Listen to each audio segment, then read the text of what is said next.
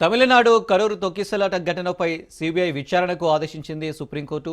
తమిళనాడులో నటుడు, టీవీకే వ్యవస్థాపకుడు విజయ్ రాజకీయ ర్యాలీ సందర్భంగా జరిగిన కరూరు తొక్కిసలాటలో 41 మంది ప్రాణాలు కోల్పోయారు. 100 మందికి పైగా గాయపడ్డారు. విషాద సంఘటనపై సిబిఐ విచారణ కోరుతూ దాఖలైన పిటిషన్లపై సుప్రీంకోర్టు ఇవాళ విచారణ జరిపింది. తొక్కిసలాట ఘటనపై సిబిఐ విచారణకు ఆదేశించింది. తమిళనాడు కరూరు తొక్కిసలాట ఘటనపై సిబిఐ విచారణకు ఆదేశించింది సుప్రీంకోర్టు. తమిళనాడులో నటుడు, టీవీకే వ్యవస్థాపకుడు విజయ్ రాజకీయ ర్యాలీ సందర్భంగా జరిగిన కరూరు తొక్కిసలాటలో 41 మంది ప్రాణాలు కోల్పోయారు. 100 మందికి పైగా గాయపడ్డారు. విషాద సంఘటనపై సిబిఐ విచారణ కోరుతూ దాఖలైన పిటిషన్లపై సుప్రీంకోర్టు ఇవాళ విచారణ జరిపింది. తొక్కిసలాట ఘటనపై సిబిఐ విచారణకు ఆదేశించింది.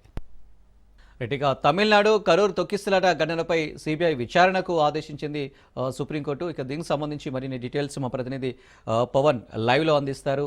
పవన్, సుప్రీంకోర్టులో యొక్క కీలకమైన నిర్ణయం తీసుకుంది.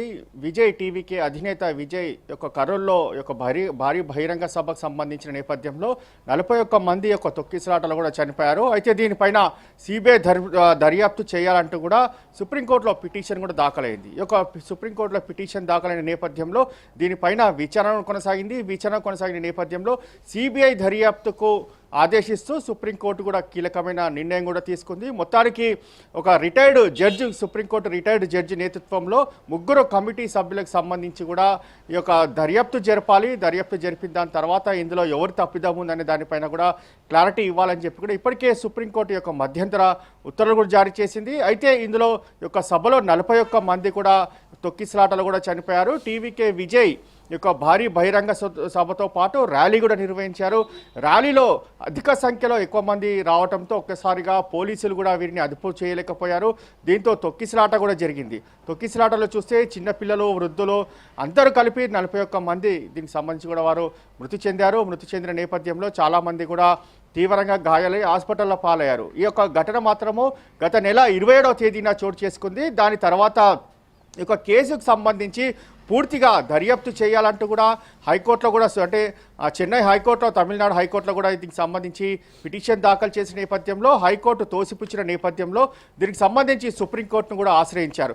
సుప్రీంకోర్టులో కూడా ఈ యొక్క వాదనలు కూడా వినిపించారు. ఇందులో టీవీకే విజయ్ తరఫున దీనికి సంబంధించి వాదనలు వినిపించిన నేపథ్యంలో తమిళనాడు ప్రభుత్వం తరఫున కూడా ఈ యొక్క వాదనలు వినిపించారు. మొత్తానికి ఓవరాల్గా చూస్తే మాత్రము సుప్రీంకోర్టు ఈ యొక్క కీలకమైన నిర్ణయం కూడా తీసుకుంది. దీనికి సంబంధించి సిబిఐ దర్యాప్తు కూడా ఆదేశిస్తూ మధ్యంతర ఉత్తర్వులు జారీ చేసింది. అయితే దీనిపైన ముఖ్యంగా ఈ యొక్క సుప్రీంకోర్టు మాజీ యొక్క రిటైర్డ్కి సంబంధించిన జడ్జి నేతృత్వంలోనే పూర్తిగా ఈ యొక్క ఇన్వెస్టిగేషన్ చేయాలి అనేది మాత్రం ప్రధానంగా సుప్రీంకోర్టు ఆదేశించిన నేపథ్యంలో తాజాగా దీని ఎక్కడైతే ఒక ఘటన పైన ఎఫ్ఐఆర్ నమోదైందో ఆ ఎఫ్ఐఆర్ ఆధారంగా సిబిఐ దీనికి సంబంధించి పూర్తిగా ఆధారాలన్నీ కూడా సేకరిస్తుంది. ఇప్పటికే పోలీసులు దీనికి సంబంధించి ఇలాంటి దర్యాప్తు జరిపారు. దర్యాప్తులో భాగంగా ఎంతమందిని అరెస్ట్ చేశారో అన్ని వివరాలు కూడా తీసుకొని దాని తర్వాత సిబిఐ కూడా రంగంలోకి దిగుతుంది. రంగంలోకి దిగి దీనికి సంబంధించి పూర్తిగా ప్రతి ఒక్కరి స్టేట్మెంట్ కూడా రికార్డ్ చేస్తుంది. ఎందుకంటే ఈ యొక్క ఇన్సిడెంట్ ఎలా జరిగింది, దీనికి సంబంధించి పోలీసుల అనుమతి ఏ విధంగా ఉంది, పోలీసులు అనుమతి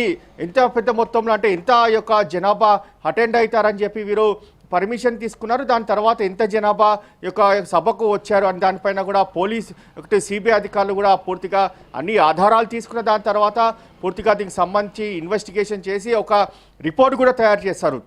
ఈ యొక్క రిపోర్ట్లో మాత్రము ఎవరి తప్పిదం ఉంది, ఇటు విజయ్ సంబంధించిన తప్పిదం ఉందా లేకపోతే పోలీసుల తప్పిదం ఉందా అనేది సంబంధించి పూర్తిగా ఒక నివేదిక కూడా తయారు చేసిన దాని తర్వాత రిటైర్డ్ జడ్జికి సంబంధించిన ఆధ్వర్యంలో సుప్రీంకోర్టు కూడా ఒక రిపోర్ట్ను అందిస్తారు. దాని తర్వాత దీనికి సంబంధించి ఏ విధంగా లీగల్గా ముందుకు వెళ్ళాలనేది మాత్రము తెలుస్తుంది. Right Pavan, thank you.